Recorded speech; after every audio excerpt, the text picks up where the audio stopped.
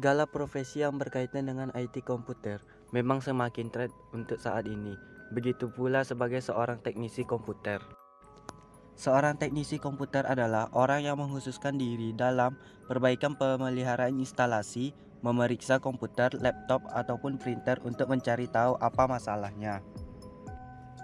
Mereka mencari bagian yang rusak, komponen terbakar, atau hal lain.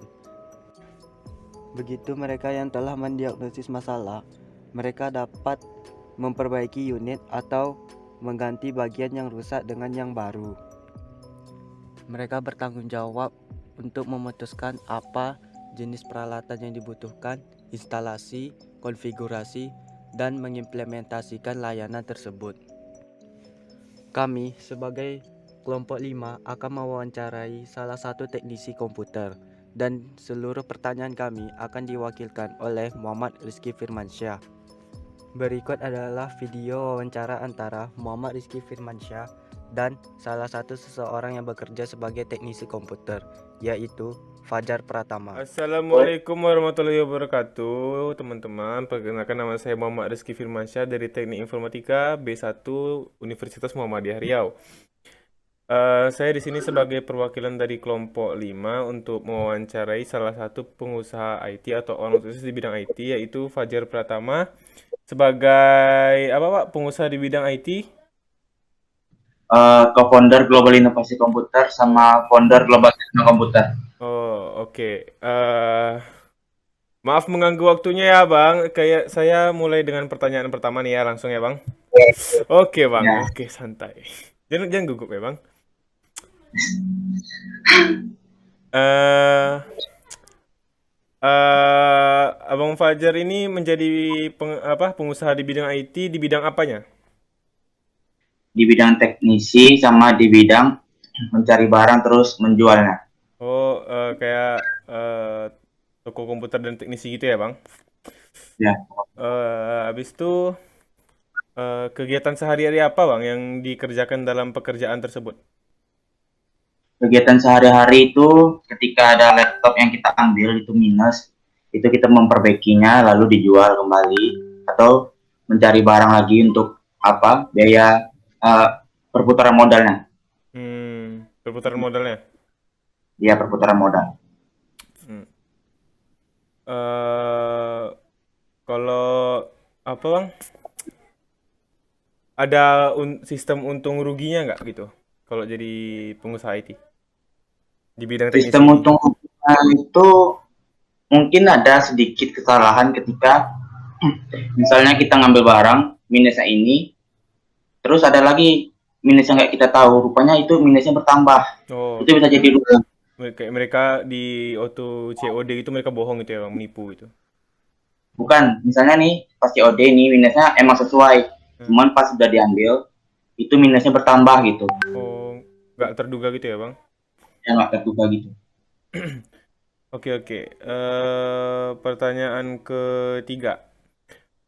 Hal apa aja yang harus dikuasai untuk menjadi teknisi tadi ya, Bang? Untuk menjadi teknisi dan pengusaha di bidang IT ya, Bang, ini?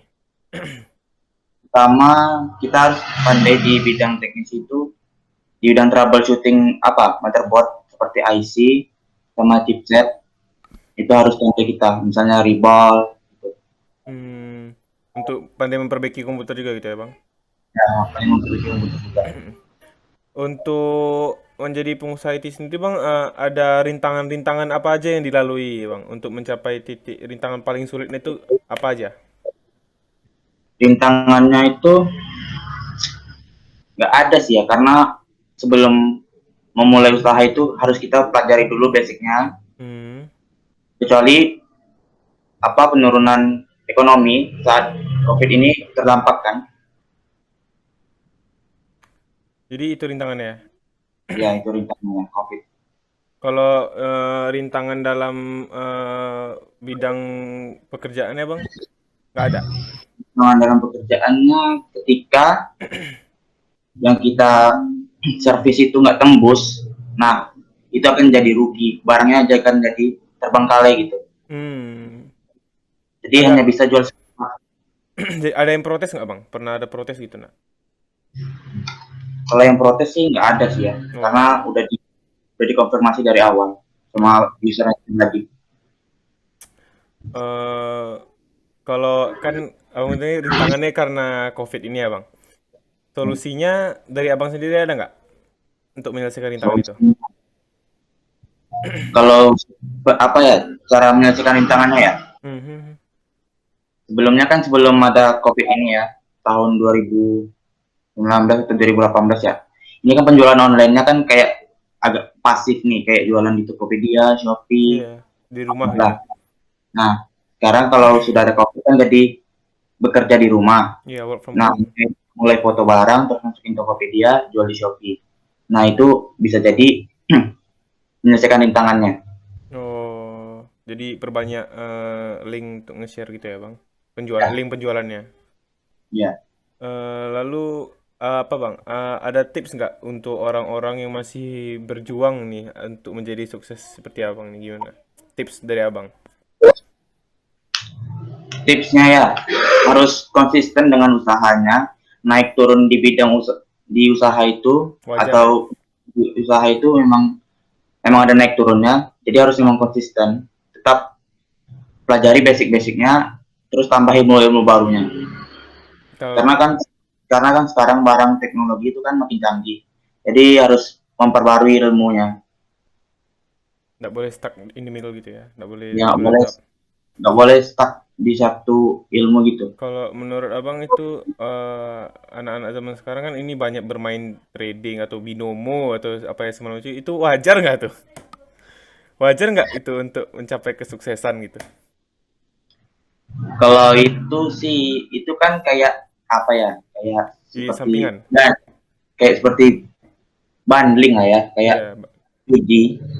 Jadi itu kalau kita masangnya tinggi, apanya, pendanaannya itu maka kalau rugi juga besar. iya. Jadi Kalau kita nggak pandai mengelolanya ya bang. ya, jadi harus dipelajari dulu sih kalau yang itu.